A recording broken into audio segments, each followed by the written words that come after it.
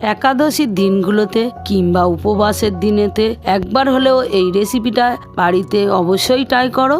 এই রেসিপিটা যে এতটাই সুস্বাদু খেতে, বাড়িতে একবার বানালে বাড়ির লোক বারবার বানাতে বলবে। তো চলো বন্ধুরা, একাদশীর দিনের ঘরের কিছু উপকরণ দিয়ে এই রেসিপিটা বানানো যে এতটাই সহজ যে বাড়ির লোকের সঙ্গে কথা বলতে বলতে কখন বানানো হয়ে যাবে তোমরা বুঝতেই পারবে না।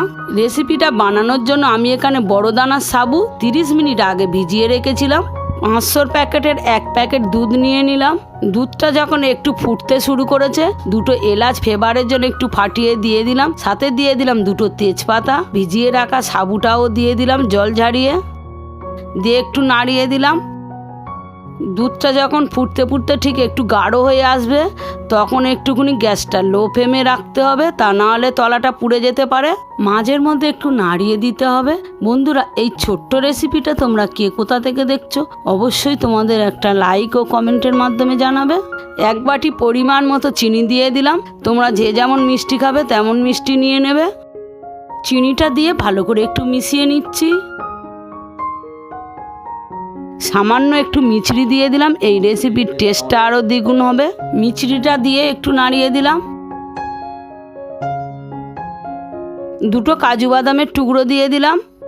বন্ধুরা, আজকের এই ছোট্ট রেসিপিটা তোমরা একবার হলেও বাড়িতে বানিয়ে দেখো। খেয়ে তোমাদের কেমন লাগছে অবশ্যই আমাকে কমেন্টে জানাবে।